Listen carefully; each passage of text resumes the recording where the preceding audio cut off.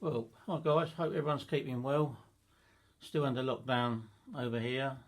It's been eased off a little bit. We can drive somewhere and have a wander around and whatever, but we're still really in lockdown. I hope you're all safe and well where you are, and we've got to deal with the situation. So I just want to do a little video this morning on these, they pronounce it, I've been told it's Compagnucci cars. They're kind of, I think they come out in sort of around about 94, 95, I think I can remember them. I was away at a racing holiday weekend when the the rep brought a couple of cars over and a few people bought them, but I wasn't impressed at that time because we ran on quite a gravelly track, and a lot of stones got in the gearboxes and or in the belt drive, and caused a bit of hassle, and they weren't very fast, you know.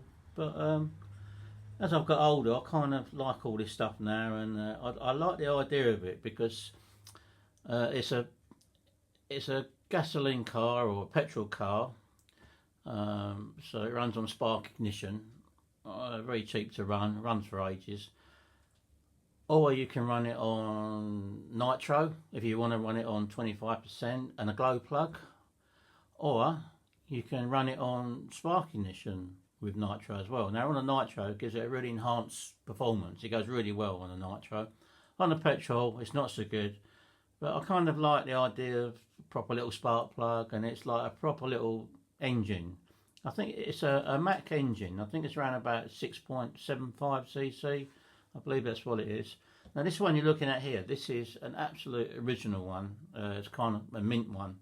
No, the body shows weren't great, but this is probably the best body show out of all of them, really. You know, if you see their other things, they're just like a box. They did a Subaru Impreza, which I've got, which is horrendous, and a few other bodies. I think the Beta ones are bad, and the Mini and whatever, but they didn't put a lot of time into the body show. But this one doesn't look too bad. They do Lexian ones as well, which I would have liked to have got, you know, for the windscreen and stuff like that. So anyway, this, you know, I bought this in the bag with all the history, all the paperwork and everything, and I'm just going to keep it like it is. I'm not going to mess about with it. I might give it a little run or something. I've changed the radio because they came with, I mean, they come in that nice bag you can see up there, which I'll show you, you know, a bit later. I think it's that Compagnucci bag, which is very nice. I've got like 4 of them now. They're a nice bag, and it comes with a radio. So, and it comes with a Futaba 27 meg. Now, you know, it's okay if you want to run 27 meg, but you know, these are quite a collectible car, and I don't really want to, you know, have a runaway or something like that. And these cars are subject to a bit of interference because of the spark ignition, and you've got to pay particular attention to the spark plug cap. Now, when you get them from Ripmax, or when you did the original cars, they had quite a good suppressed cap. But obviously, when people run them, they get messed about with and they break, whatever. And people put other caps on them or not, and they just will not run properly. They just pick up interference and they'll go off, and they can do a lot of damage. I found a new lead with a screen on it. This hasn't got it because it's original, but I'll show you one of my modified ones, which is got a screen actually on the lead itself, which, you know, I found it actually stops interference. Plus, the other problem as well, sometimes the plug cap, the suppressor cap, can just lift a little bit off the plug. It vibrates up, and then again, you can have a runaway. I mean, I've had that problem quite a while. I couldn't work out what it was. It was still run perfectly, but it was the plug cap just lifting off the plug slightly, and that spark was enough to cause interference with the radio. So now I'll do a little mod. I'll draw a little hole in the cowling, and I'll put a little tie wrap around it, and that seems to secure it. So we'll take the body off and have a look inside.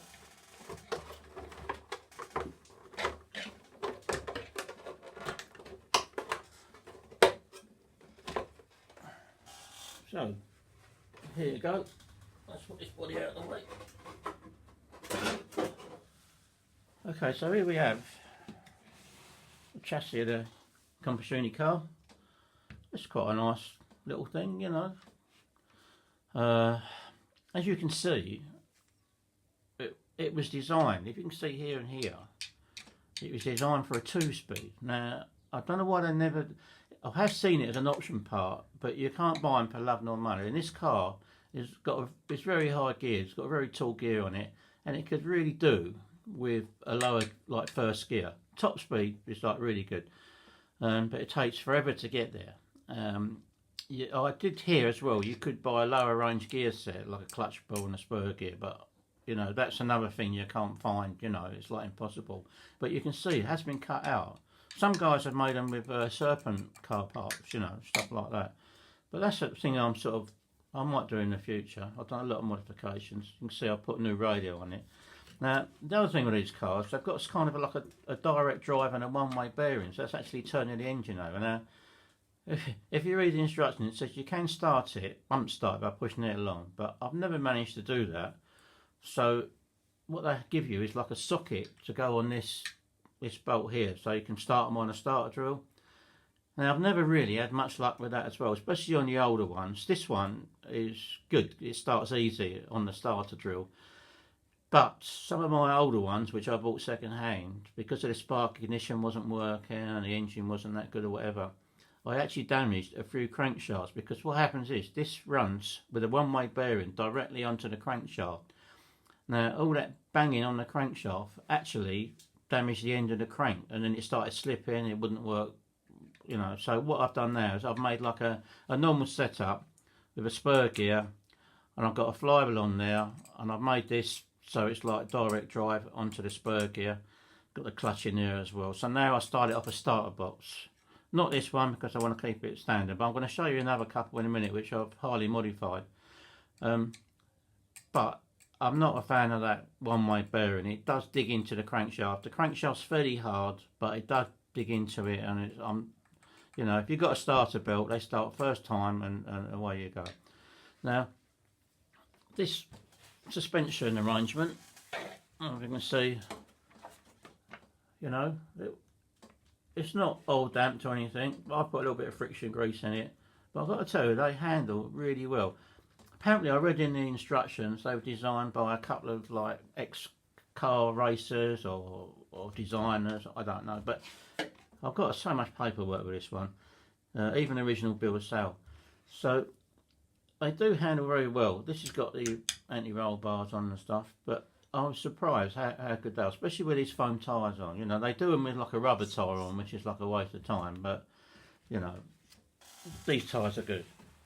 Now this carburettor is only a single needle carburettor, but as I was saying to you before, this you can run on, let's get more, this engine you can run on nitro or petrol.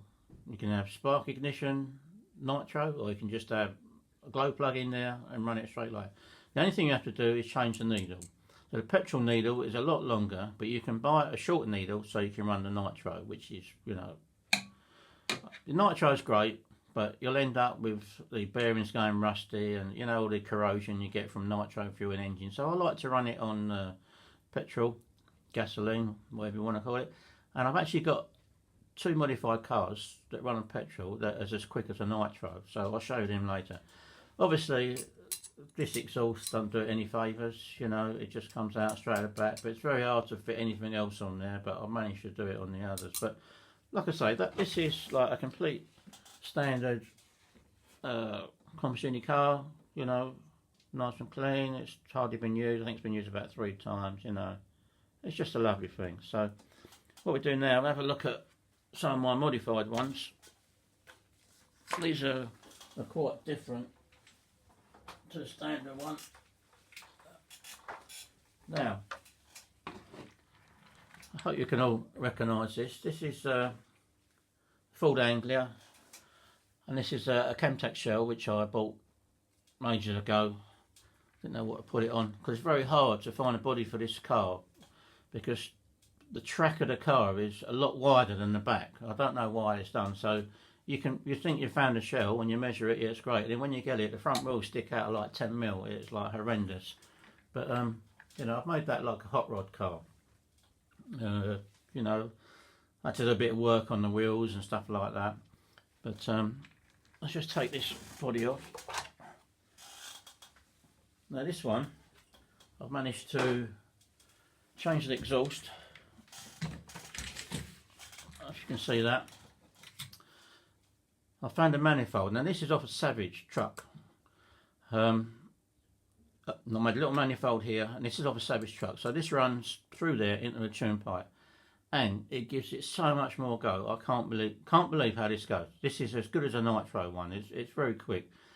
There's the little tie wrap I said to you to hold the cap down. If you see, all I've done is put like a little tie wrap in there through the cap there, just hold that down, and that saves, you know, get a lot of damage. If you imagine one of these running away, they do 60 mile an hour, you know, if they're flat out. Although it takes a while to get it, but I say this one is really quick, you know. So I've got a tune pipe on there and a manifold, runs very close to this wheel. And what I've done to the clutch, I've taken the original clutch out. They're like, you know, PTFE clutches. And I've taken them out and I've made some alloy clutches. And I've been experimenting by drilling them out, making them lighter or heavier. And I've also put really heavy springs on it because the car tends to bog down a bit because it is high geared. You know, when it pulls away, it's all it kind of takes a while to get sort of up to speed. But with this clutching now, you can sort of rev it before it actually really goes. So it's kind of in like a power band before it actually pulls away. And I'm really pleased with this car. You know, it's quite a quick car. You know, it's been modified to fit the other one, the shell. But you know, the exhaust, I made this exhaust, it's got another cone in there, a resonator, and it kind of worked out like reasonably well. It's only sort of things I've learned over the years with some of my nitro cars, but a two-stroke always likes to have a nitro pipe, you know, a tune pipe on it. And this really is, it transforms this engine, you know. It comes on the pipe, and what with the clutch as well, it goes really well. So I'm going to just fire this one up so you can hear what it sounds like. I've got this one on the starter box, so it can run. I've had to make a rather elaborate starter box up as well because I burnt the motor out and I wanted one brushless, so you've got to kind of put a speed control on it. So I've actually got, you can believe it or not, sort of radio controlled starter. So if you just bear with me, I'm using my old trusty 3VC radio. Now if I turn this on, you can hear the starter race, so that's what I've had to do. So if you can see this plug here, this plugs in the ignition, and I've got a switch over here which turns the radio on. So you've got a disc brake which is under there like that. Let's just see if we can start this up. Oh, better turn the starter on.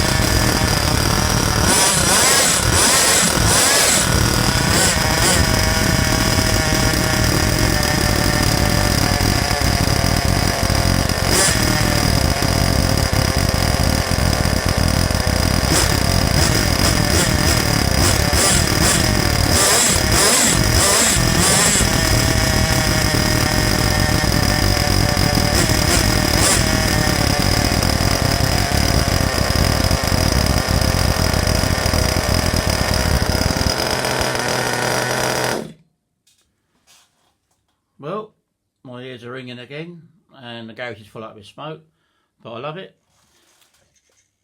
So, as you can hear, when you rev that, you can hear that come on the pipe. It just suddenly goes woof, and it revs up. If you was to hear sort of a standard Compagnucci car, and then you would hear it sort of not quite as crisp as that, but that's really got like a nice sort of tune. When that comes on that pipe, it takes off, and the clutch being loose as well, it goes really well. So that's kind of my Angler, which I'm very pleased with. I'm looking forward to getting out of it again. I've only actually run it like twice and then had the lockdown and whatever, and it kind of all going wrong. But that's that one. Now I've got another one here which is even more work than I've done before. Hang on, let's see if I can find somewhere to put this one. Right now.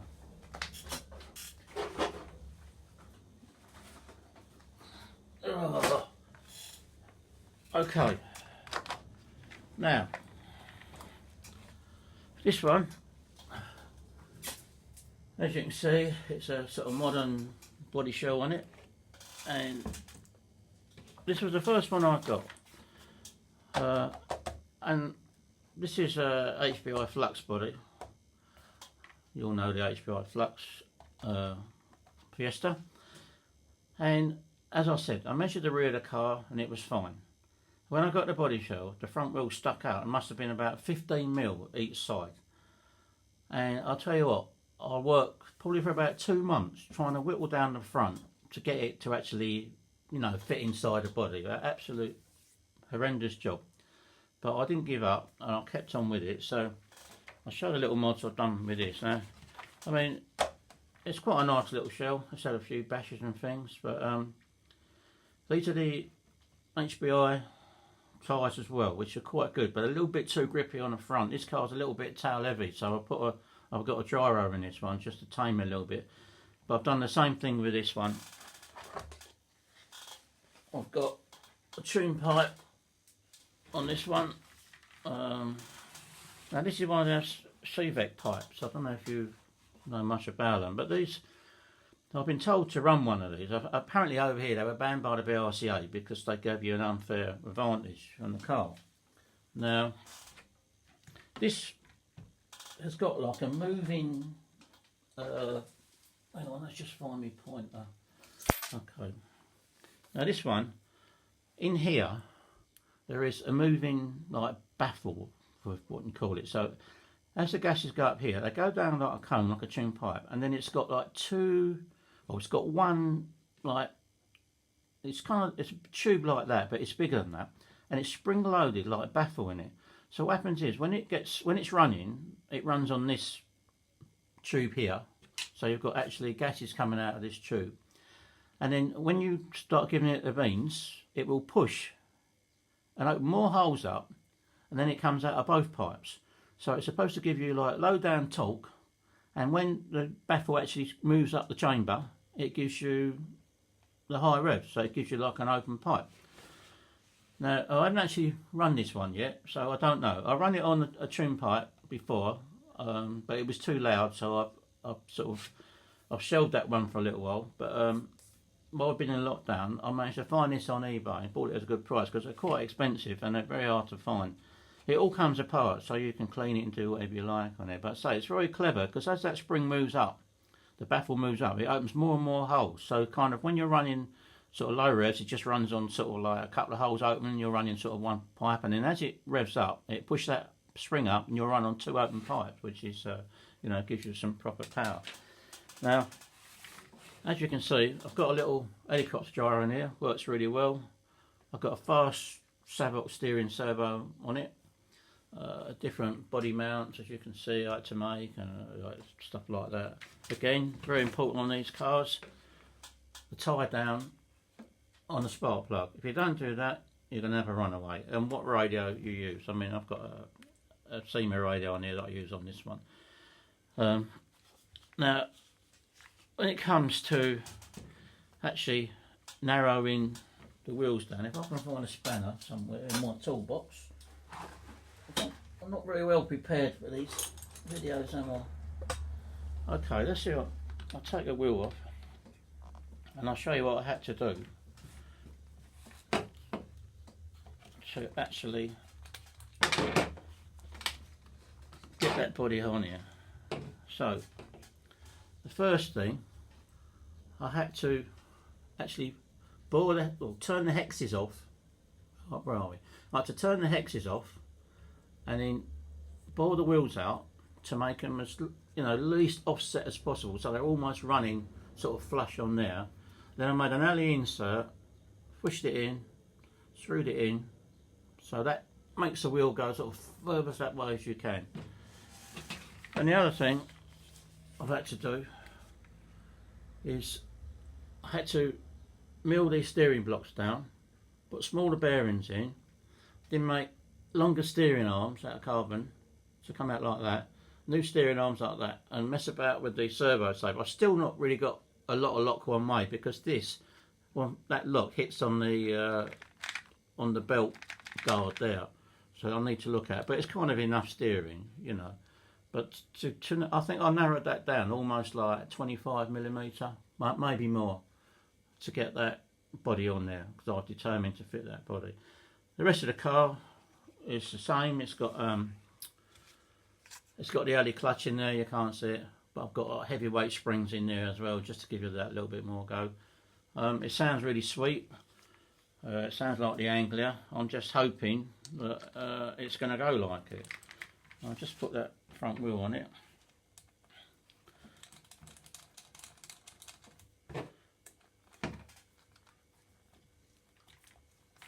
I've done a similar sort of thing to the back wheels, but not quite severe. You can still run the hexes, but you know, you just got to narrow it down a little bit. So that's that one. This is kind of really modified, you know, with the fast steering servo and throttle servo, and you know, the brakes are fantastic on these. I thought about putting old dampers on it, but you know, it kind of handles okay as it is. So the least one I like, which I bought a couple of weeks ago, just for spares really. Where is it? Hang on. I bought it for spares. It's not my ideal car. But Compagnucci actually made an electric car. Okay? Now, I bought this off, I think it was German eBay. You know, it was quite cheap. And I thought, oh, I'm just going to use it for spares, you know, because it's very hard to get parts from. There's a couple of companies doing bits and pieces. But if you live on this side of the pond, you know, get stuff in the UK, shipping is so expensive. And, you know, there's a guy selling stuff on eBay now and again. But it's so expensive, and all the parts you really want are hard to find. So I bought this purely for spares, but when it actually turned up, I thought, so I can't really break this up, it's too nice. It's got a Ferrari body shell on it, which is a bit faded, but as you can see, it's only a little 540 motor, and it runs on the tiniest pinion you can ever. I've never seen one as small. It's like a tiny little pinion, and it drives. It's a finer tooth pulley in there. Hang on, right in there's a finer tooth pulley in there and a fine belt. Now, this must be the most unexciting car to drive. It sort of, they say it does 20 miles an hour, but frankly, I don't believe it. And I'm running it on a LiPo, and you know, I won't take it an hour, but the speed controller in there is like massive. You know, I've got a date on this car which says 1998. Now, I can't believe Italians, we were all running around with small speedos and things, but when you open this case, it is these speed controls like in two halves like that, and it's full up with resistors and diodes and God knows what else. It's really old-fashioned type of, you know, receiver. And the brake is like a on or off. It's got a little relay. You know, they run the little relays for the brake. It's a chonk chonk, off or on. And these tyres have got no grip whatsoever. But you know, I've cleaned it up. Oh, the other thing, it's only rear-wheel drive. All the others are four-wheel drive, belt-driven to the front. But this is only a rear-wheel drive car. But you know, it's another part of Compagnucci history, I guess. You know, and it come like that. This is straight sort of from the factory. They did make it. I mean, back in the day, these came with, I think it was a 1300 milliamp hour NiCad battery. So it only gave you a very short running time. So they made another little piece on this side. See that plug there? So you could put another battery in there. It was like a little triangular pack that used to fit in there. So you could get sort of a bit longer running time. But why you would want to do that with the performance of this car, I don't know. But like I say, it's, you know, again, if you can see, it's like brand new, you know. And I'll keep it. I don't know what for really. You know, I don't think you could put brushless in it or anything like that, because the belt, I don't think the belt's going to take it. You know, it's got such a little pulley on it and stuff like that. I don't think it would actually survive running on it. And I think it'd be a nightmare to drive anyway, if you put, because it's being rear-wheel drive only. I think it must have been kind of the cheap sort of, maybe when they were phasing the car out, I don't know, 98. I mean, it was never sort of like, how can I put it? It was never kind of going to set the world on fire back in the day, because it was all running like Nitro 21s and stuff like that. But I don't know. It was one of them cars that just sort of it sort of grows on you when you've got one, and you can tune it and get them to go quite well. There's just something about them that is really great, and they're quite simple. And a lot of people didn't like them. It's like Marmite. You like them or you don't. And when I first saw them, I thought, oh, they're so slow and whatever. But with a little bit of work, you can tune the petrol ones to go really well. But I don't think I'm going to do anything with this. I might just leave it because it's so beautiful. I might see if I can find another body shop for it. But it's just a lovely thing, and like I say, it's two-wheel drive. And like it was, I think, at the end of their run when they was making these cars, because all the cars are ball race. All the IC ones, they're all ball race throughout. This car comes with plain bearings, which I've actually ball raced. It doesn't come with the anti-roll bars front and back. So they sort of cut down a lot on the price. These tyres kind of, I don't know, like plastic. They're really like poor. But it is what it is, and it's another nice thing, and I couldn't resist it. If I ever see anything Compagnucci, I normally buy it spares, or if it's at a good price. I don't buy much new because it's just too expensive, but sometimes they turn up and they're quite a good price. I've seen a few for a really good price, but some others people want the earth for them. But it's always the same thing. The quirky cars of years ago seem to sort of command quite a lot of money these days. But anyway, that's my cars for now. We're starting up a Facebook group, Compagnucci, I think it's called Cars and Enthusiasts. So if you want to get over to there and have a look, there's a bit more in depth on these cars. I'll stick this one on YouTube, and we'll go from there. So nice talk to you guys. Stay well, and I'll see you in the future. Bye now.